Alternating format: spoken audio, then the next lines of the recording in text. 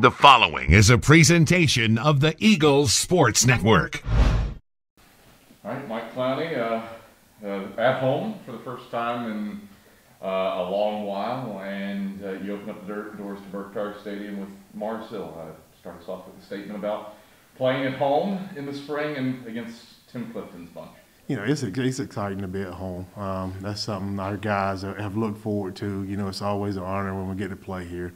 It's a great place, great stadium, great people and fans. I think, you know, coming out of last week's game, you know, just the support from our fans and to know that they're going to be actually, you know, be here with us this time is something we're looking forward to. You have had a moment to reflect upon that win, how monumental it was, a 10-point fourth quarter comeback, you win in 4 overtimes. Now that has worn off, what is there to get better upon as you move into Mars Hill? That's what we talked about yesterday. You know, we closed that game out yesterday, so today we are 0-0. And so, you know, our number one opponent is us. You know, we want to go in and, you know, see the things that, you know, we need to improve on this week so that we'll be better at the end of this week. You know, the one thing that we talked about over and over. And so as far as Mars Hill, you know, really talented group as always, especially on the perimeter. You know, you did a great job, got a quarterback returning that made a lot of plays, you know, in the game last week. So they present a great challenge for us. You bring that up. You thought you might get some level of reprieve after Craig Rucker graduated. But Tim Clifton just has a knack for finding elite wide receivers, and Jimmy Irzou was a pretty good quarterback. What is the challenge in guarding against their type of offense? You know, the biggest thing is just because they're going to present you with so many different things, it's for us being sound fundamentally. Us being sound as far as executing assignments. You know, if it's man, stay on your guy. You know, if it's zone, make sure you know where your area is and get there and defend that area. The offense does something that has only been done 5 other times in school history, and that's throw for 300 yards. And the first time it's ever happened in a win. You and I have spoken about how much do you want to unveil? Is that the plan moving forward? Do you want to throw the ball that much, or is the scheme, hey, we need to balance it up a little bit more? You know, our plan is to take what's there. You know, every week we go in, we want to kind of see what's being presented and take what's there. If we consistently get a 9-man box, the thing that we said we need to be able to do is throw the football. And if people continue to play a 9-man box and they can't defend the pass, then we'll keep throwing the football. If they back people off and present us with a little bit better opportunity to run it, then we'll run it. So that's our plan, is to take what people give us. Pretty simple. It's pretty simple.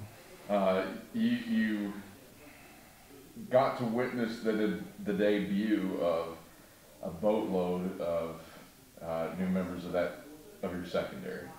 And Kendall Williams leads the team with double-digit tackles in the first career game. What did you see out of your freshman corner?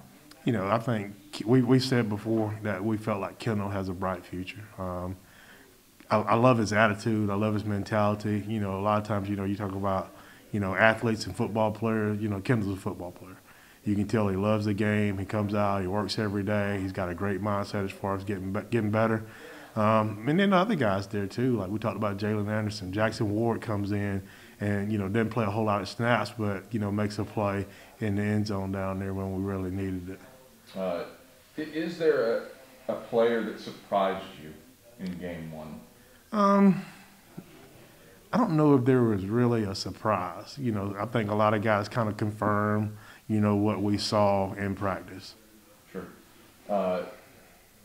The quarterback play, Trey Mitchell, we alluded to the passing game. Just how much confidence do you have in the ETSU transfer to go out and get the job done through the air after that performance on Saturday? You know, I think the confidence is a good word, because I think, you know, that's the thing that, you know, has pushed Trey really through his career. You know, he's a super confident quarterback. And, you know, a lot of times when guys believe in themselves and they go out and they work in that fashion, then it creates more confidence, you know, for you to have in them. So Trey's a guy, he believes in himself. He comes out, he's articulate, he works well, he kind of pushes the team, the other guys to get better. And so when you see that from your quarterback, it naturally kind of creates confidence. I guess how nice of a problem is it that you have both him and a guy in Tyler Thackerson that you can rely on? In fact, a guy that's won an NCAA playoff game. It's always kind of difficult when you're sitting there, you say two quarterbacks. I think every coach in America would like to know who their quarterback is and what he can do. But, I mean, until, you know, like one or two of them solidifies that, then, like I say, we'll continue to work to kind of figure out what's the best situation for us. You know, two different type kids. You know, Tyler's played well for us, won a playoff game. You know, we know what he can do and believe in him. And then Trey's kind of the newcomer on the scene. You know, probably had a little bit more opportunity because of Tyler's situation with school, but he's worked to take advantage of that.